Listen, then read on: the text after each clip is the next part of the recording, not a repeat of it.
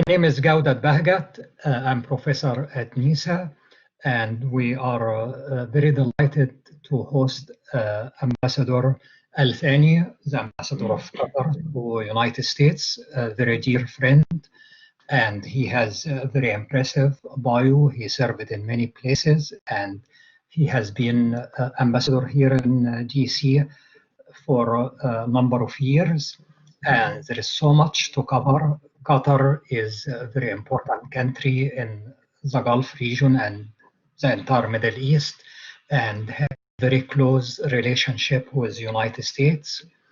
And I believe before we start, I will turn it to our director, General Wolf, to welcome the ambassador. General Wolf, the floor is yours.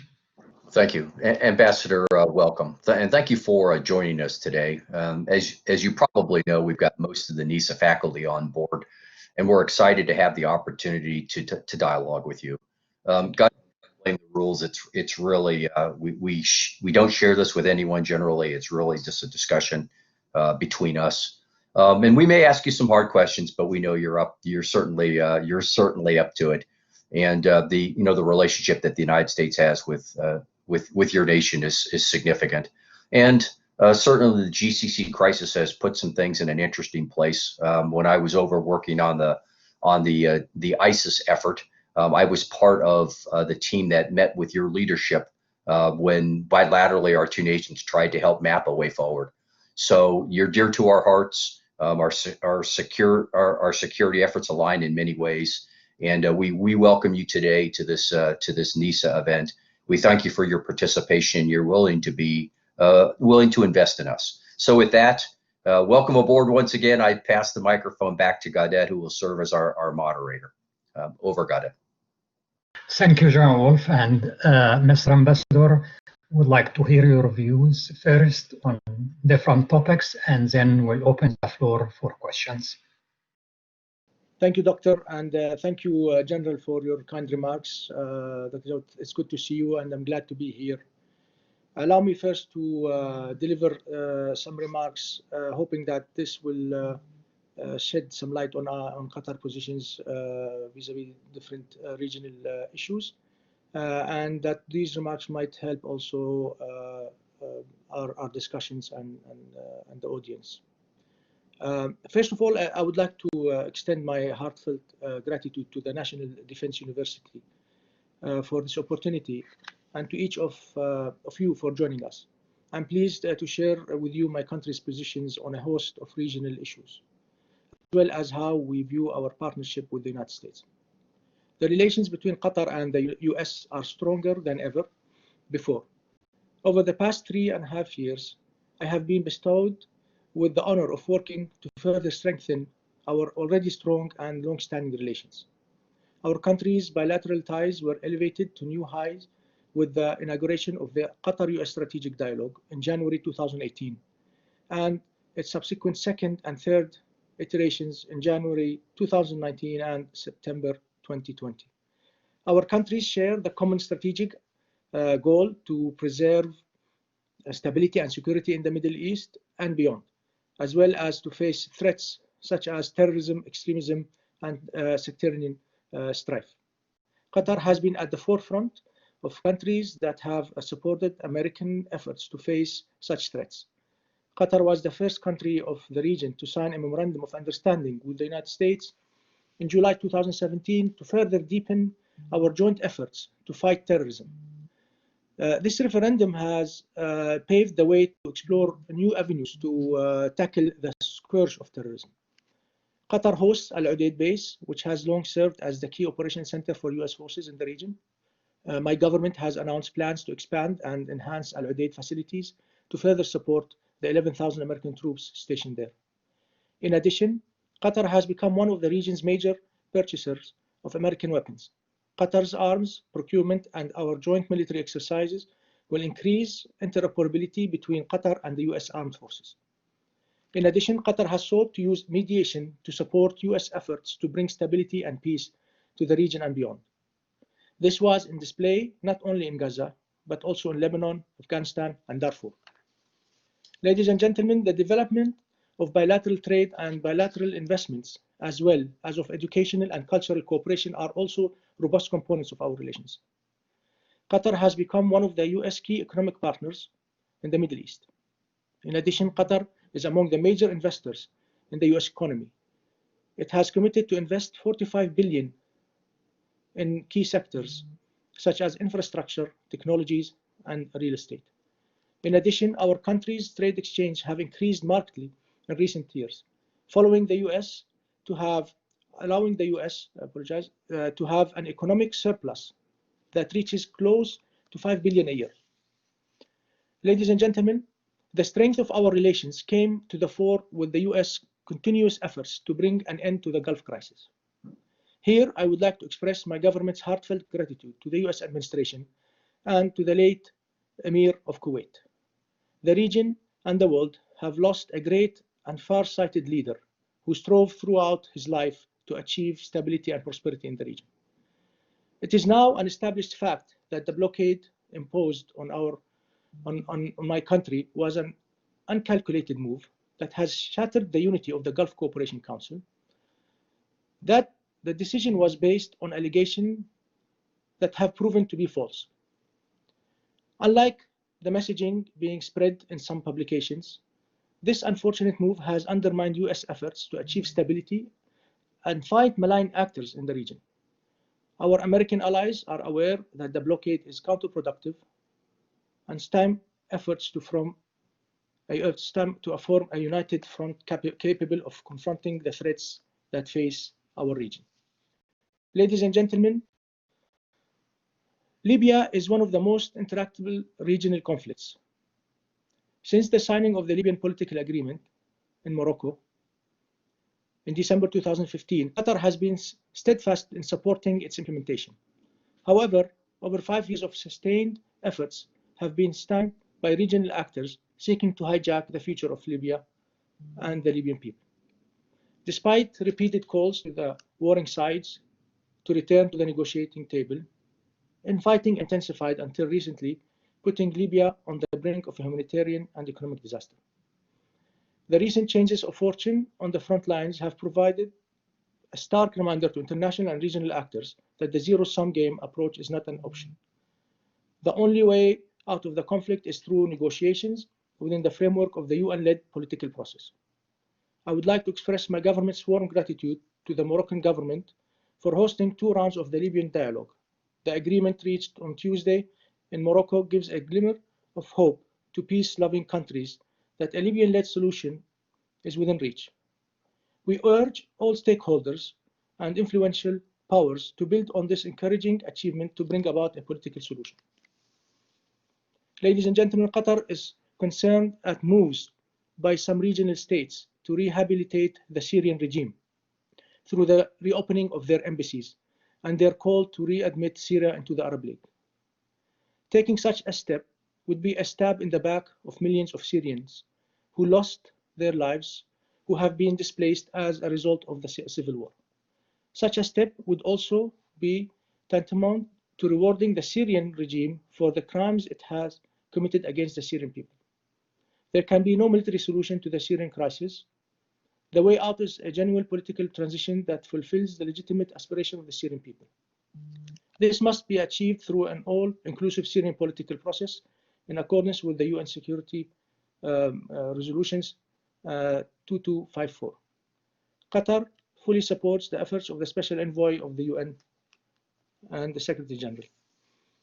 Ladies and gentlemen, the Palestinian-Israeli conflict remains the region's most intractable conflict. Qatar has long stressed that a viable solution to the conflict must take into account the legitimate rights of the Palestinians to establish their independent state with East Jerusalem as its capital. Qatar values the Trump administration efforts to revive the political process through the Middle East Plan unveiled last January. Qatar has contributed to US efforts to de-escalate tension between the Palestinians and the Israelis, especially in the Gaza Strip. These efforts are part of our broader commitment to lay the groundwork for a viable and genuine political process to help Palestinians and Israelis to reach a final solution.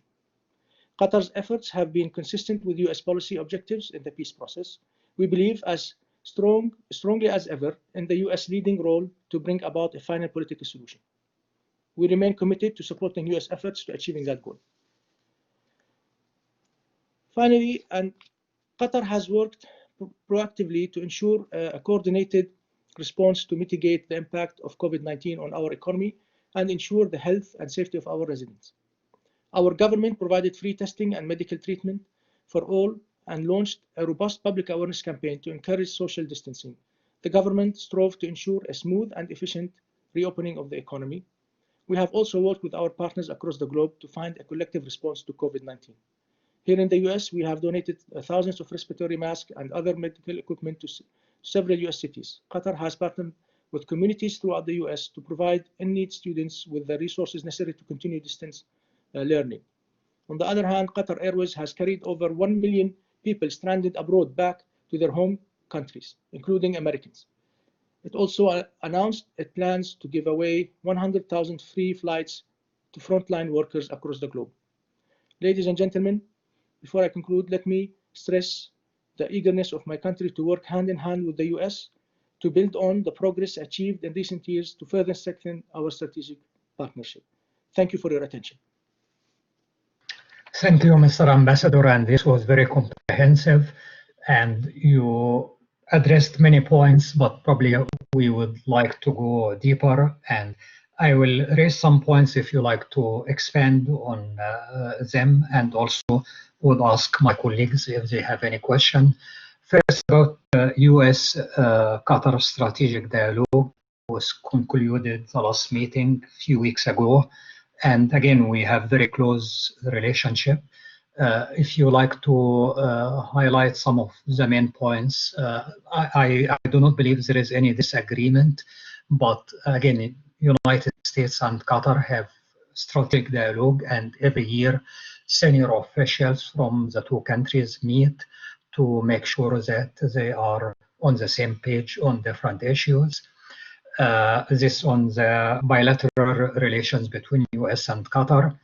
On regional issues, I know one of my colleague, Minister Ali Jalali, was Minister of Interior in Afghanistan, and I know Qatar is playing leading role in hosting the negotiation between the Taliban and the Afghan government.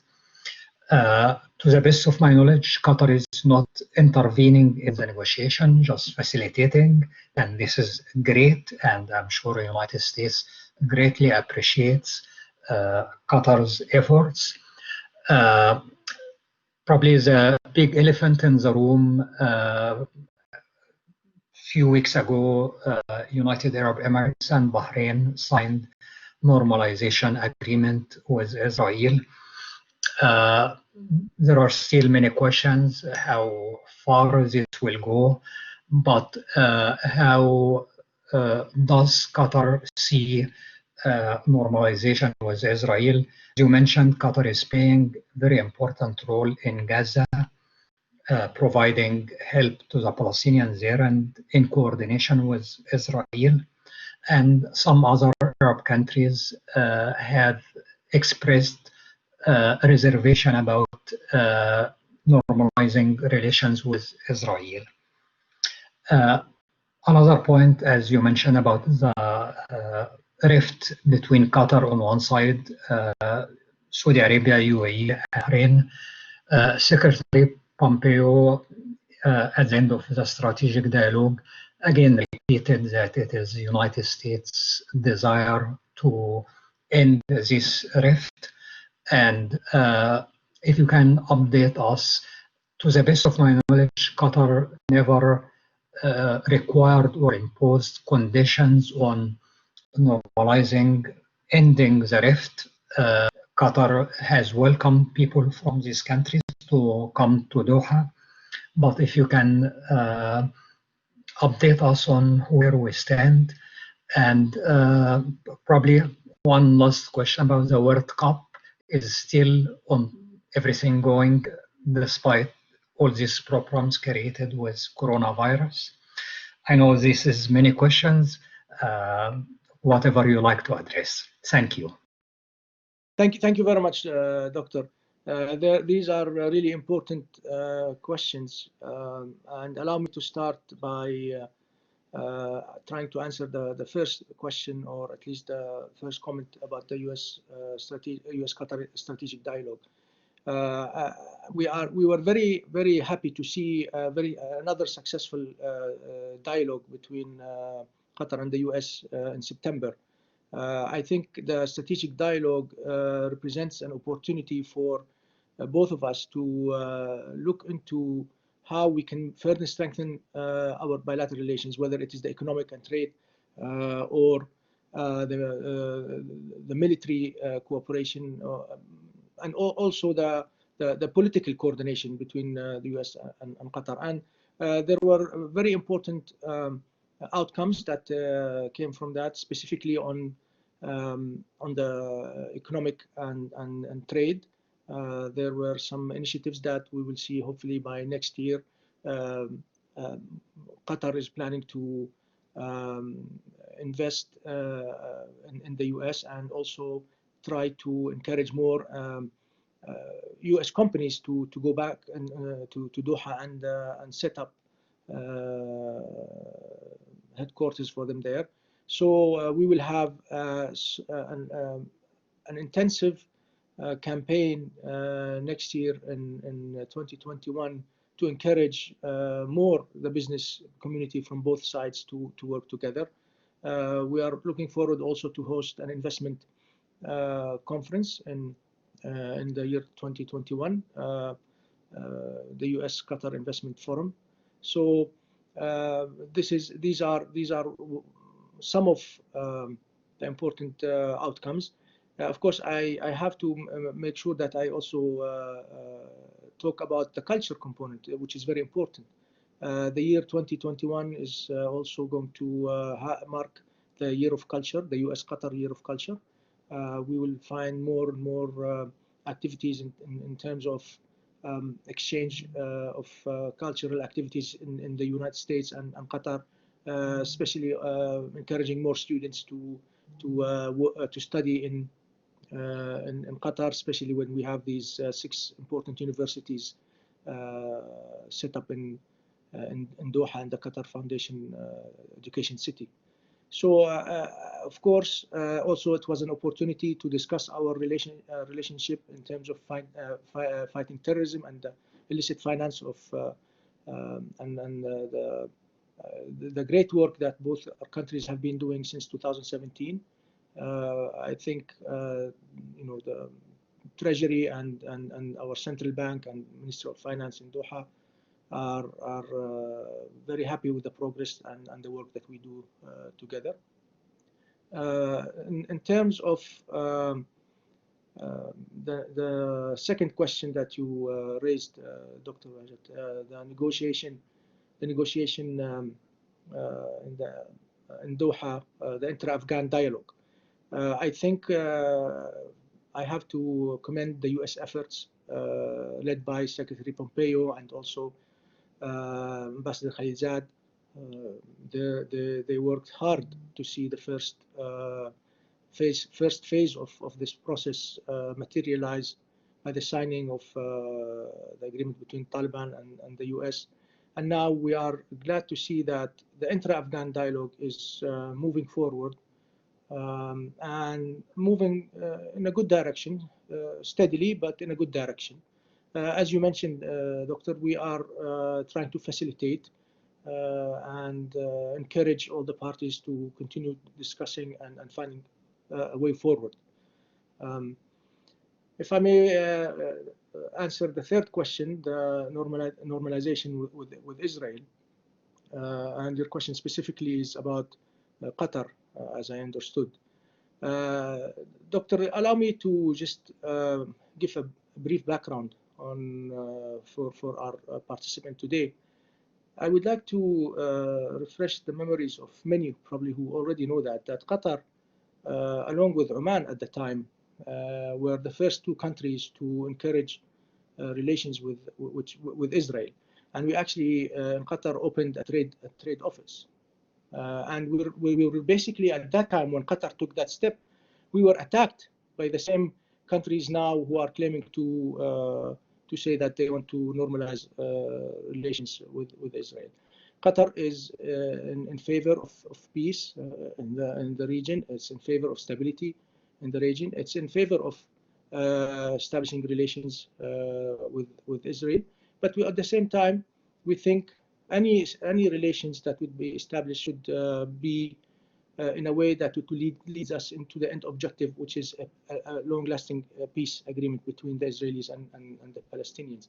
And without resolving the issue of the Palestinian cause, then we don't think we will find a solution to this issue. But again, Qatar is in favor. At the same time, Doctor, one should be very attentive to the role of Qatar. As I mentioned earlier in remarks, Qatar is playing a very important role. We also need to be very careful that such a role would not be undermined and it will not be counterproductive to U.S. interest. At the same time, the Israeli security.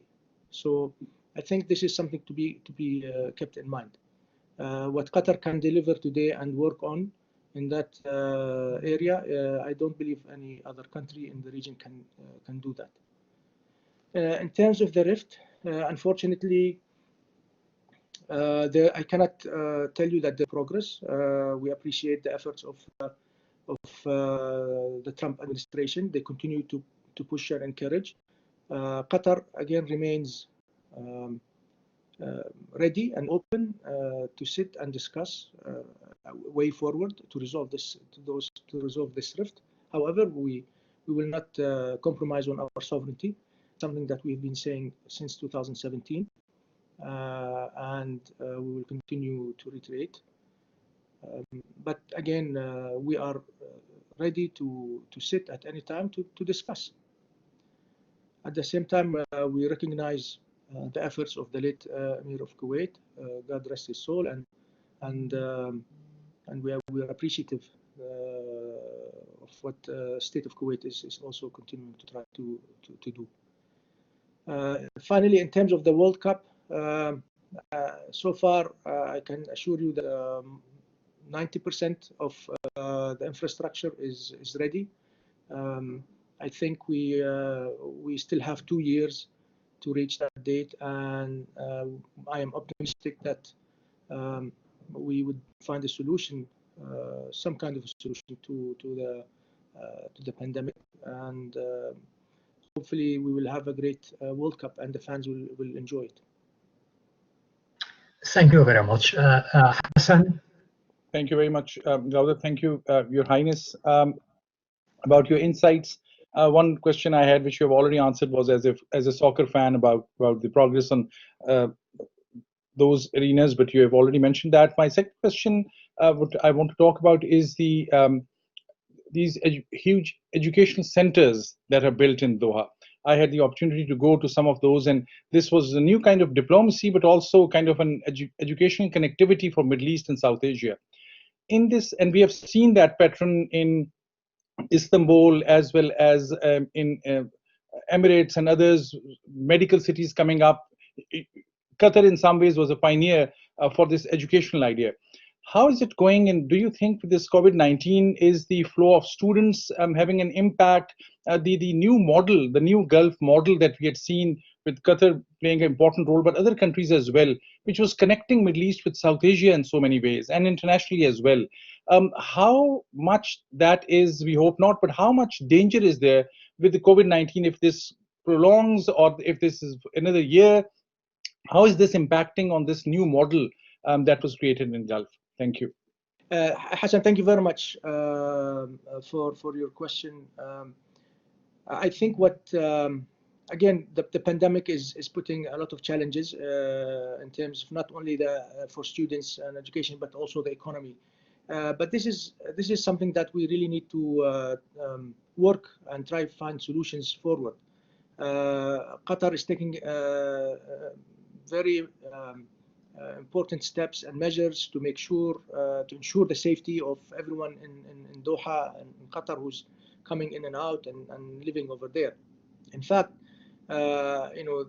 the masks in Doha are mandatories now. So we are trying to adapt to these new norm, the new normal, as we say. So in terms of the functioning of these universities, I can assure you that Qatar Foundation is continuing to work with these universities. We're committed to they're committed to deliver the state-of-the-art education that, as you mentioned, not only Qataris are seeking, but also from the greater region. And hopefully that by next year things could be much better in terms of pandemic. But if I can say about this experience of Qatar with the universities, I think the experience of Qatar is unique. I don't think you will find it anywhere in the region. Yes, there are some countries that have also good universities, but the education city in Doha is something really impressive, where you have 6 different universities from the US set up campuses there. The ability for students to take classes from different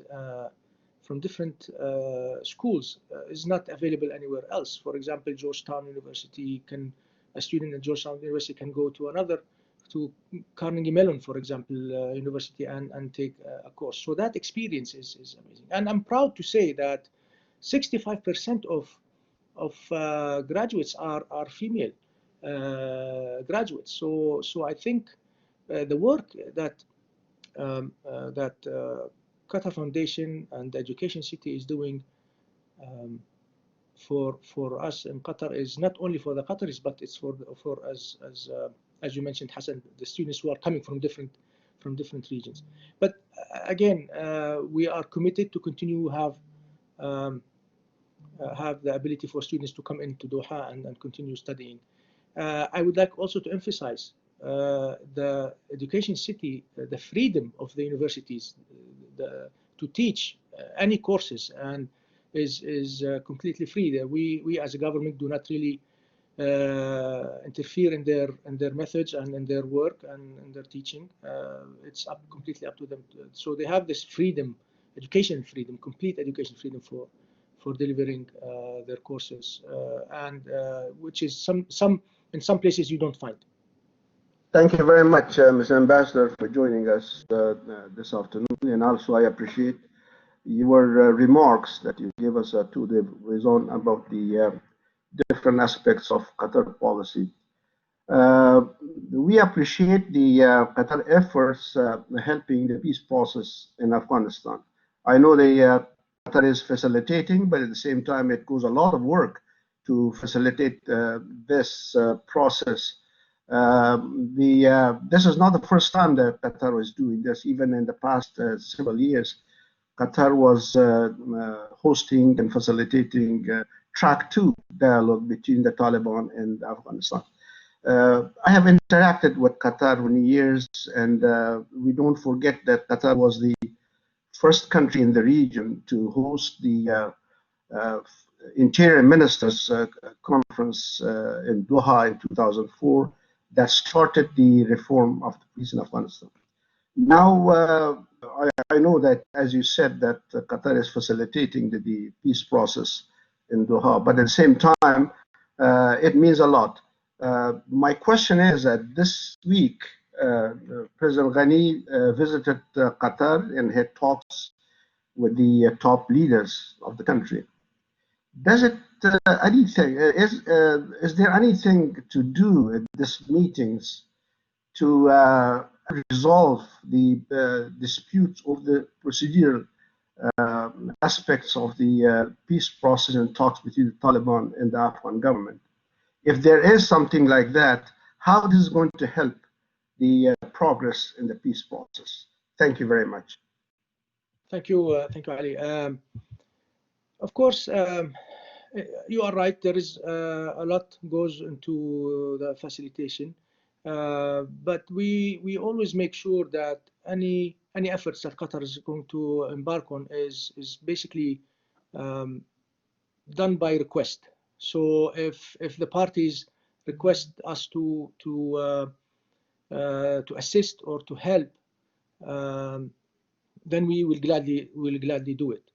Now, of course, we continue to try to bridge the gaps in point of views between the parties. So definitely Qatar continues to work closely with all the parties in order to make sure that there are some successful outcomes coming out. Mr. Ambassador, thanks so much for joining us. I share with my colleagues our appreciation, especially since you're probably spending more time in video conferencing than you'd ever thought you'd do in your whole life in these past several months. And it's not nearly as enjoyable as working together one-on-one, but we are where we are. So thank you, Your Excellency. Let me just tell you, Gawdat and I are good friends, but we argue quite a bit about issues in and around the Middle East. And most of the time he wins, but sometimes I win. And he mentioned the elephant in the room, and he talked about the Israeli relations with Bahrain and the UAE. I don't really think that's the elephant in the room for our discussion here. I think the real elephant in the room is the U.S. presidential elections. So let me ask you, perhaps get into some undiplomatic water here, but ask you, what are your impressions of our election campaign, and what might you anticipate the implications for your country and the region writ large of, whether it's a re-election of President Trump or an election of Vice President Biden? What's your assessment of where we stand today in the election process, and what are the implications looking down the road? Thank you so much, Your Excellency. Thank you, Rick. I have to say, I agree with you. I haven't expected to do these so many Zoom conference calls or webinars as much as we did this year.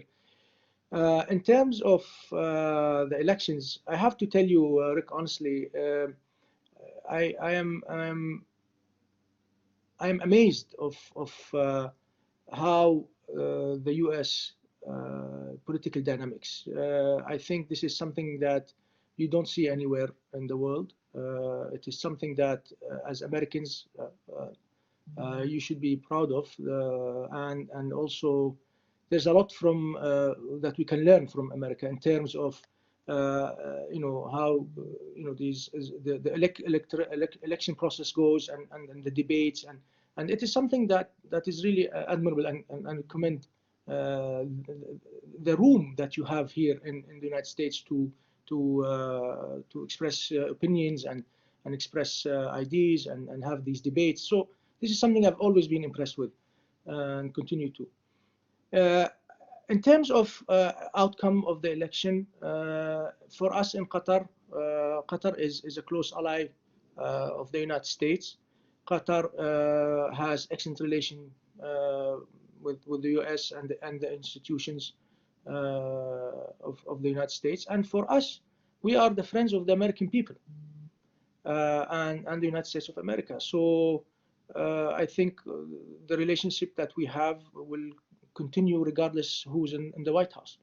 And we look at relation with the US. Again, as I said, Rick, we really look at the US as friends, and we are friends with the American people in general, despite their affiliations.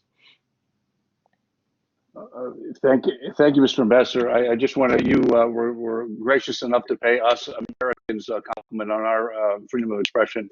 So let me return the favor. Gawdat and I have lectured several times and spoken with your students at Georgetown University in Doha, and quite frankly, we've been very impressed about the scope, depth, breadth, and sophistication of the dialogue and discussion there. That is really quite remarkable. So we wish you the best with that endeavor, and thank you again for your time. Thank you, sir. Mr. Ambassador, I thought when you started saying you agree with Rick, I thought you would say you agree that I always win. Okay, Mike. Hello, Mr. Ambassador. Thank you very much for taking time to speak with us today. My question for you is, please, could you elaborate what are Qatar's interests and objectives in Syria, and what role do you see your country playing in the reconstruction process and efforts in Syria? Thank you very much. Thank you. Thank you, Mike. Look, our interest is in Syria is well known as the interest of the United States. We want to make sure that there is a meaningful political process, that there is accountability to what happened for the people who were murdered, and we want to make sure that the political process, is meaningful and reaches to a political transition. That the Syrian people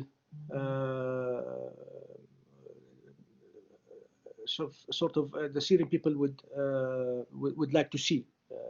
Again, we are trying to help the Syrian people achieve these objectives. And unfortunately, but as I mentioned in my opening remarks, we are seeing now countries from the Arab League trying to rehabilitate Syria to the Arab League, the Assad regime.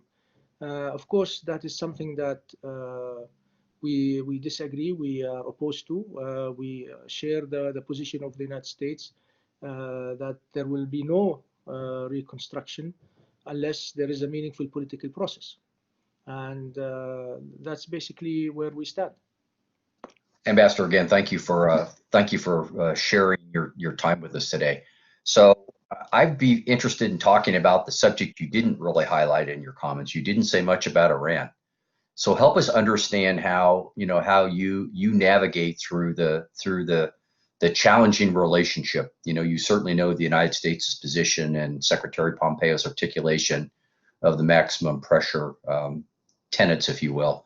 But we certainly know your nation's economic interests with Iran, certainly with energy. So help us better understand how you navigate, how you see your nation navigating through the complexities associated with the Iran portfolio, if you would, please. Thank you. Thank you very much, General, for this question. This is an important topic.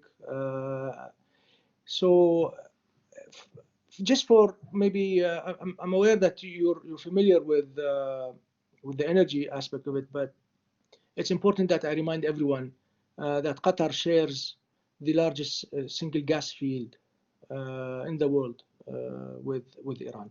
Our production to the world from that gas field, from our share, is 28%, more or less, of LNG.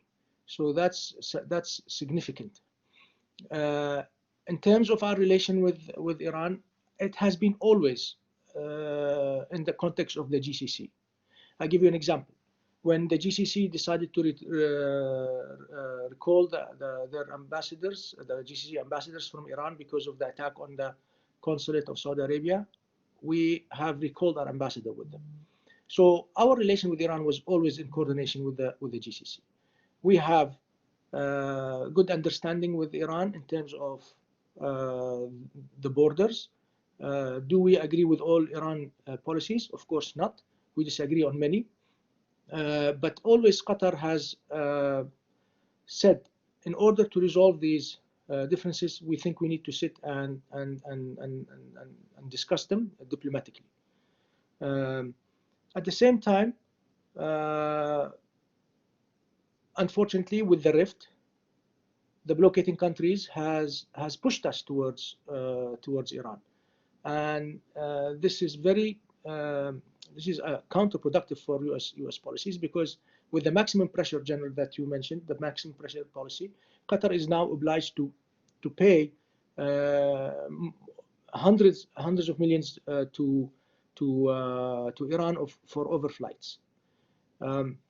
So these are very, very difficult situations, because we are allies to the United States. We want to work with the United States on different policies, and specifically on the Iran issue. At the same time, you have the blockading countries pushing another ally to pay Iran. At the same time, the U.S. administration wants to do a maximum pressure policy on Iran. So I think what's being done now is very counterproductive. by, unfortunately, our neighbors. How do we navigate? I think Qatar has built an important platform now in the region for the past decades, that Qatar is open for dialogue and diplomacy, and it is a place where everyone can come and talk and exchange and try to find solutions. And that's basically how we navigate. We are a country that wants to help us resolving conflicts through mediation, through diplomatic means. And I think people look at Doha now, a destination where they can come and try to resolve their differences. So, Ambassador, if I could ask a follow-up, if Gawdat will allow me, I think he will. That's very helpful. If, you know, it seems to me that everyone is kind of waiting on the Iran portfolio. Everyone is waiting to see what happens with the American elections. But if you would offer one thought to Secretary Pompeo, if we pretended that he was part of this conference, or that you could whisper in his ear and say, Secretary Pompeo, I offer you the following idea about how to resolve the Iran problem. You could do the same thing with our Iranian foreign minister. What advice would you give them both?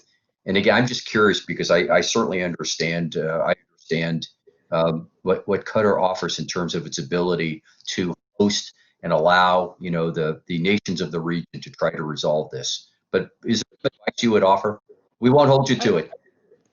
I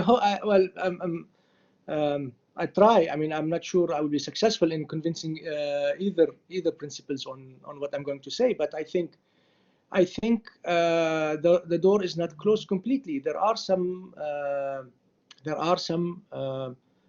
ideas or some issues that can have confidence measure building and start negotiating. So unfortunately, sometimes other actors try to undermine any sort of say discussions or even the fact that you want to try to find a solution. They are happy that way for keeping the status quo. But I think there are some issues that the US and Iran could build on. Certainly, and for sure, Afghanistan is one of them. United States would like stability in Afghanistan, and probably Iran, as neighboring country, does not want to see refugees and other illegal issues from Afghanistan. Mr. Ambassador, one question you mentioned many times is good relations with Trump administration and whoever wins the election in November. Would you say a few words about how Qatar is doing to approach United States Congress, think tanks in US, the American people in general? As you know, in American political system is very complicated. It is not only the administration, there is the press, the Congress, think tanks, public opinion. Would you like to highlight some of the efforts you are doing to present Qatar? When I was teaching in Pennsylvania before I joined NESA, many of my students recognized Al Jazeera before they recognized Qatar. Now I believe it is very different, and many people know more about Qatar. But again, how do you inform other centers of power here in the United States about Qatar? Thank you. Thank you, Doctor, for this important question. I think it is a very challenging environment for us here in Washington, specifically because of this disinformation campaign that has been going on since 2017 against us by the blockading countries. And we see sometimes in the media, some unfortunately also some think tanks that they host seminars against Qatar and just spreading false information about Qatar and Qatar's role. And they like to portray us in a frame where that we are supporting extremism or Islamists or I mean, you can name it, everyone, Hamas, everyone. And I tell you that despite that their efforts, they are unsuccessful because the experts here in Washington, D.C., they know the subject and they know the region. And you cannot come up to them and say, give them some information that is false, and you would expect them to take it. But that doesn't mean that we do not engage. We do engage with Congress, with the administration, with the think tank community, with the public opinion, and we continue to highlight the positive role that Qatar is doing in different aspects. We keep educating members of Congress and their staff on the role that Qatar is playing with the United States in different areas, in the Horn of Africa, in North Africa, in our region. So it's a continuous engagement, Dr. Wajid, on these issues. Thank you. And I will ask my colleagues, David, Jean Kangas, if you have any question.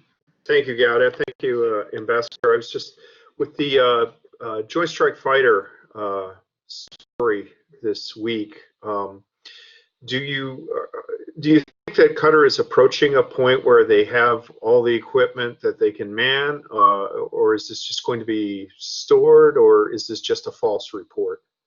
I don't know why I knew, David, that you will ask me this question. I had the feeling that you will ask me this question. Look, Qatar is focused on building its capabilities, and we are working really closely with the United States to enhance our not only capabilities but interoperability. We are very careful when we are procuring. We are making sure that we do not store equipment, unlike others. We want to make sure that those equipment are coming for, are there for a reason and to be able to be used with the United States in case they need to be used.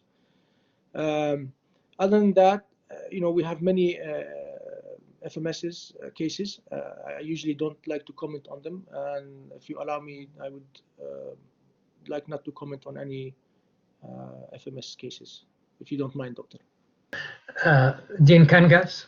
Good afternoon, and thank you, Ambassador, for you being with us here this afternoon. Just a very quick question. This actually is more in Gawdat's world, but I thought I should ask it. Qatar is obviously a prominent nation in the realm of energy exports, and the notion of energy security is something that clearly you've had to wrestle with for many years.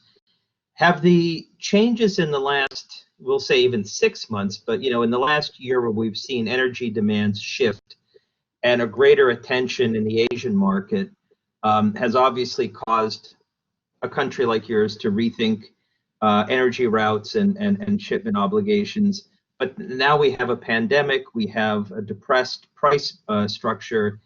Are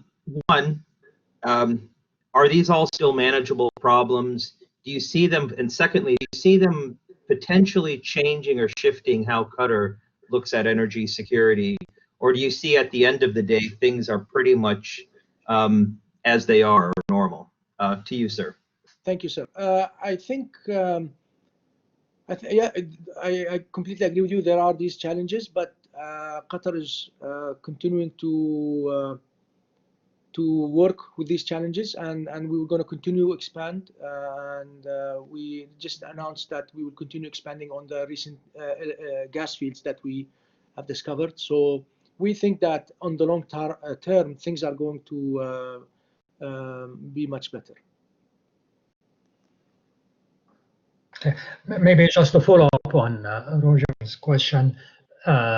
According to International Energy Agency and almost all organizations, oil and gas have strong competition from renewable energy and to less extent from nuclear power. what I know, gas is much less polluting than oil, and there is future for gas. But to the best of my knowledge, Qatar is not interested in nuclear power. But Qatar, like other countries, is interested in renewable energy. Would you like to shed some light on Qatar's efforts to diversify its energy mix? Of course. So we will remain focused on LNG, Doctor. However, we are trying to expand, and I think one of the renewable energy projects that you will find coming up is the solar panels. I think this is what we will be able to use in Qatar for the future. But in any case, LNG is going to be, as you said, as a clean energy, the cleanest energy in our view is in the market now. So I think it will continue to be in demand, and we are trying also, as I mentioned, the solar panels is something that we are looking into and interested in. Thank you, Mr. Ambassador, and I will turn to our director to thank the ambassador and any final thoughts. General Wolf. Ambassador, thank you very much. Thanks for sharing your time. These are a burden. I know your team probably worked with you to offer, a couple of ideas that you amplified and reworked in your own way. But it's incredibly helpful for the NESA team to hear from the ambassadors in Washington, D.C. You bring unique perspective. We know you're tied in with your nation's leadership, and I would just close by highlighting the fact that this is really an interesting time, not only because of the American elections, but because of the fact that there are so many challenges ongoing in not only the Middle East but in other regions, amplified, of course, by the COVID crisis. And it just seems to me that while people often talk about these issues and challenges in terms of there's no solution, I look at it just the other way, that there are opportunities and crises. And it seems to me that it's incumbent upon us all to keep zooming and chatting and talking about these and seek out where those opportunities are. In Washington, D.C., every think tank is generating papers telling the next administration, whether it's a second term of the Trump administration or a first term of the Biden administration, exactly what they should do. And fundamentally, those will offer some decent insights and perspectives for sure. But I think but I always enjoy coming to you and other leaders to ask their thoughts and perspectives, because often it seems to me your voices need to be heard more. So thank you for allowing us to hear you and your perspective. And again, I thank you for your nation's willingness to host not only American forces but also coalition forces that have operated from Qatar for so many years now and have been integral to the efforts against Daesh, which aren't over by any stretch of the imagination. Thank you for your time today. Deeply appreciated. Back to you. Also, I should add, NESA has a close relationship with Qatari think tanks, and we always have Qatari participants in our programs. We appreciate all the help we are getting from you and your staff in the embassy. Thank you very much, Mr. Ambassador. General, Dr. Majid, thank you very much. Dr. David, it was good to see you. It's really a great pleasure for me to be with you today. I hope that I was able at least to be useful to you and answer some of the difficult questions that were put forward today. It's a great pleasure for me also to listen from you on the issues that are important to the US. And I really continue looking forward to continue this exchange. Once again, thank you for having me today. Thank you. Thank you very much.